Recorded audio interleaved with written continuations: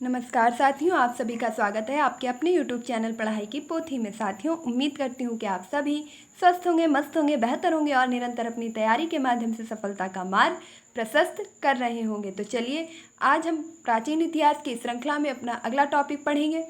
तो आपकी exam date 15 से 16 अक्टूबर है। आप परेशान बिल्कुल भी नहीं होंगे। आपके सारे टॉपिक निश्चित तय समय में पूरे कर लिए गए हैं और इसके साथ साथ आपको इतिहास विषय की एक क्विक रैपिड रिवीजन के साथ महा मैराथन दी जाएगी, जिससे आपने अगर अभी तक कुछ भी नहीं पढ़ा है तो भी आप अपने 5 में से 5 नंबर गेन कर सकें। और अगर आप लगातार वीडियो देख रहे हैं तो अपनी तैयारी को और भी ज़्यादा क्या कर सकें, नई दिशा प्रदान कर सकें। इसके साथ साथ एक क्विक रिवीजन के माध्यम से सभी चीज़ों को पुनः अभ्यास कर सकें। तो बिना समय व्यर्थ के सीधे अपने टॉपिक पर चलते हैं। कम समय में बेहतर कंटेंट के लिए पढ़ाई की पोथी को सब्सक्राइब करना बिल्कुल भी ना भूलें। आज का हमारा टॉपिक है औरंगजेब। इसके पहले के टॉपिक में हमने मुगल साम्राज्य के सभी शासकों जैसे आपके बाबर, हुमायूं, अकबर, जहांगीर, शाहजहां के बारे में डिटेलिंग से पढ़ लिया था। आज हम जानेंगे औरंगजेब के बारे में। औरंगजेब का जन्म 3 नवंबर 1618 ईस्वी को उज्जैन के दोहाद नामक स्थान पर होता है। तो औरंगजेब जो कि शाहजहां के बाद आते हैं और इनका जन्म 3 नवंबर 1618 ईस्वी को उज्जैन के दोहाद में हो जाता है और ये और कोई नहीं बल्कि शाहजहां के ही पुत्र होते हैं। नेक्स्ट देखेंगे, औरंगजेब का निकाह दिलरास बानो बेगम के साथ हुआ। औरंगजेब जो हैं उनका निकाह किसके साथ होता है? दिलरास बानो बेगम के साथ। अगर आप मेरी वीडियो लगातार देख रहे हैं तो आप मुझे कमेंट बॉक्स में सिर्फ एक ही चीज़ बताएंगे कि हुमायूं की पत्नी का नाम क्या था, इसके बाद अकबर की पत्नी का नाम क्या था, फिर आपके जो जहांगीर आते हैं उनका विवाह किसके साथ हुआ और शाहजहां का विवाह किसके साथ हुआ। तो उम्मीद करती हूँ कि अगर आप मेरे वीडियो लगातार वॉच कर रहे हैं तो आप आसानी से बता पाएंगे। नेक्स्ट देखेंगे, औरंगजेब सुन्नी धर्म को मानता था। तो मुस्लिम धर्म जो आपका था मुगल साम्राज्य, उसमें 2 शाखाओं में आपके मुस्लिम धर्म बढ़ चुका था। एक थे सिया और एक थे सुन्नी। सिया क्या थे? जो पैगंबर मोहम्मद की शिक्षाओं में या कह सकते हैं पैगंबर मोहम्मद की बातों को मानते थे, जो उनकी शिक्षाएं दी गई हैं। अब सुन्नी कौन होते थे? तो सुन्नी वो हुआ करते जो पैगंबर मोहम्मद के दामाद की शिक्षाओं पर विश्वास करते थे, उनके अनुसार चलते थे। तो इस प्रकार जो मुस्लिम धर्म था वह 2 भागों में बट गया था, सिया और सुन्नी। तो जो औरंगजेब था वह सुन्नी धर्म को मानता था। औरंगजेब को कहा जाता था जिंदा पीर। क्यों कहा जाता था? क्योंकि औरंगजेब मुगल साम्राज्य का सबसे ज़्यादा कट्टर शासक था। इसने बहुत ही ज़्यादा हिंदुओं को प्रताड़ित किया, काफ़ी हिंदू मंदिरों को गिराया। तो इस कारण इसे क्या कहा गया? जिंदा पीर। और इसके अंदर बिल्कुल भी दया जैसी चीज़ें नहीं रहती थी। नेक्स्ट देखेंगे, झरोखा प्रदर्शन या दर्शन की प्रथा एवं नवरोज मनाने पर रोक लगाई। हमने देखा था कि झरोखा दर्शन कब के शासनकाल में शुरू किया गया था?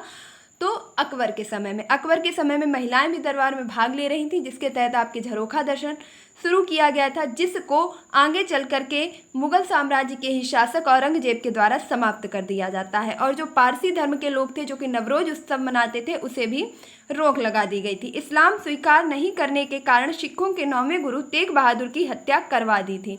तो मोस्ट इंपॉर्टेंट क्वेश्चन, एक नहीं कई बार पूछा जा चुका है कि सिखों के 9वें गुरु तेग बहादुर की हत्या किस मुगल शासक ने करवाई थी?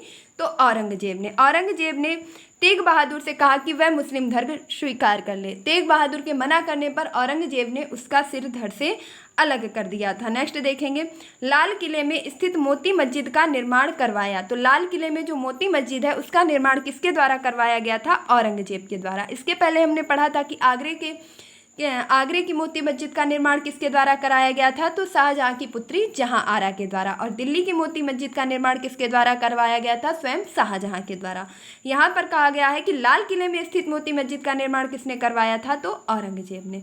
नेक्स्ट देखेंगे, अगला प्रश्न है, जय सिंह एवं शिवाजी की संधि पुरंदर की संधि के नाम से जिसे जाना जाता है कब संपन्न हुई? तो 22 जून 1665 ईस्वी को। क्योंकि ये जो 1600 से बाद का समय चल रहा था उसमें आपके औरंगजेब का शासन था। इसी के शासन के समय में आपके जय सिंह और शिवाजी के बीच एक संधि होती है जिसे पुरंदर की संधि के नाम से जाना जाता है। तो ये कब होती है? 22 जून 1665 ईस्वी को।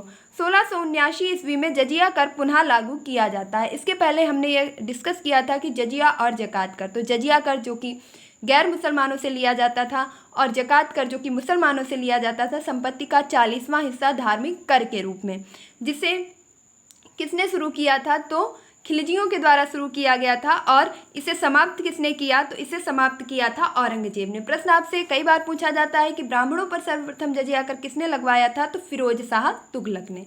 नेक्स्ट देखेंगे, बीबी का मकबरा का निर्माण किसने करवाया, तो बीबी का मकबरा जो कि औरंगाबाद महाराष्ट्र में स्थित है, 1679 ईस्वी में औरंगजेब के द्वारा इस मकबरे का निर्माण कराया जाता है और इसे क्या कहा जाता है, तो ताजमहल की भद्दी या फूहड़ नकल के नाम से भी जाना जाता है। यह कुछ ना कुछ कह सकते हैं हूबहू ताजमहल को देख करके ही औरंगजेब ने बीबी के मकबरे का निर्माण करवाया था, लेकिन वह किसी भी प्रकार से ताजमहल की इमारत के अंश मात्र को भी स्पर्श नहीं कर सका और वह बिल्कुल ही ताजमहल से अलग प्रतीत होता है। तो इसने ताजमहल की नकल पर बीबी के मकबरे का निर्माण करवाया, जिसे ताजमहल की भद्दी या फूहड़ इमारत नकल के नाम से भी जाना जाता है। कहाँ पर करवाया, औरंगाबाद महाराष्ट्र में। नेक्स्ट देखेंगे, इसके पुत्र अकबर ने दुर्गादास के बहकावे में आकर के अपने पिता के खिलाफ विद्रोह किया। देखिए, हम पहले से ही कहते चले आ रहे हैं कि किसी का भी शासन रहा हो, कोई भी वंश रहा हो, लगातार पुत्र के द्वारा अपने पिता को मारकर ही गद्दी हासिल की गई है या अपने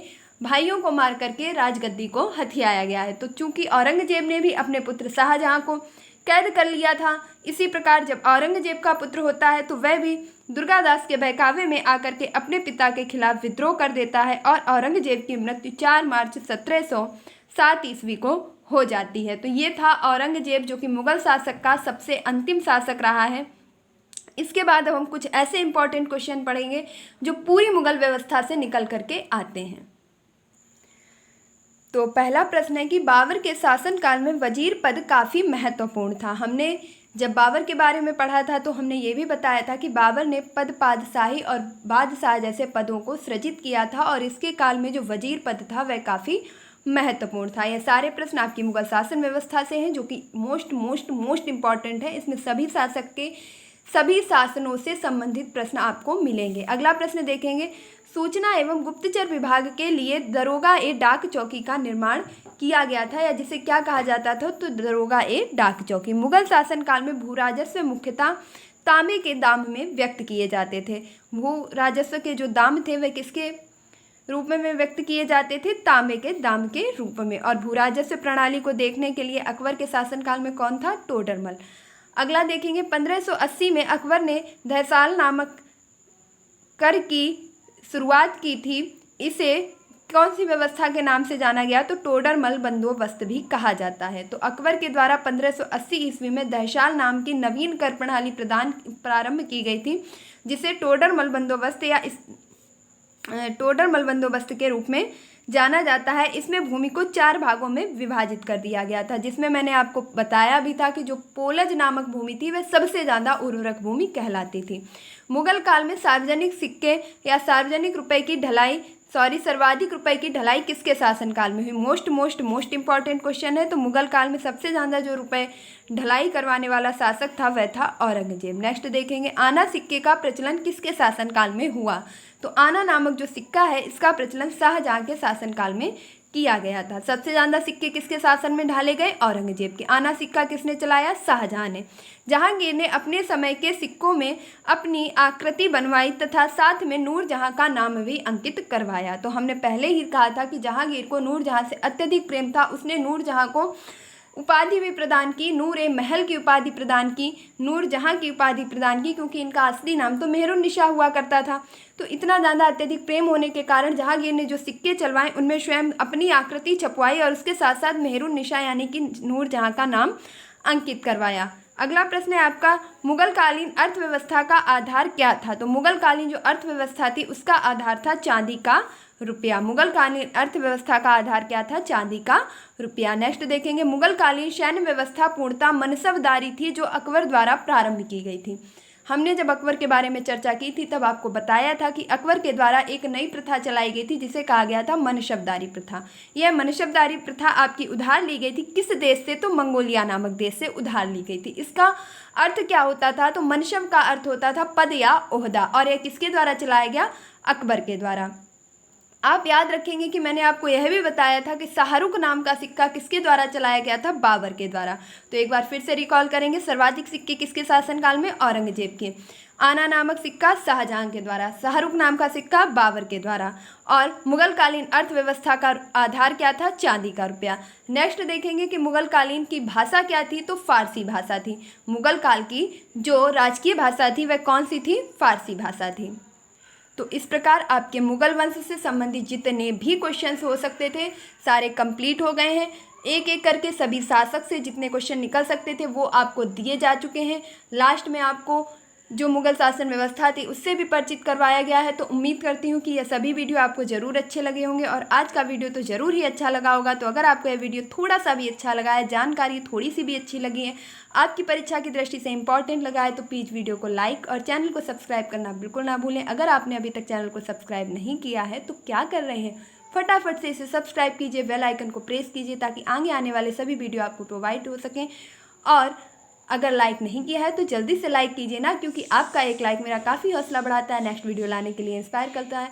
जल्दी मिलती हूँ आपसे अगले वीडियो में, तब तक के लिए खुश रहिए, मस्त रहिए, पढ़ाई में निरंतरता बनाए रखिए, अपने माता पिता गुरुजनों का सम्मान कीजिए और परेशान बिल्कुल भी नहीं होंगे। आपके लिए एक ऐसी इतिहास की मैराथन क्लास लाई जाएगी वन लाइनर के माध्यम से, जो आपकी तैयारी को, अगर आपने बिल्कुल भी नहीं पढ़ा है तो उस मैराथन को देखकर भी आप 5 आउट ऑफ 5 क्वेश्चन सही कर ले जाएंगे। तो मिलती हूँ नेक्स्ट वीडियो में, धन्यवाद।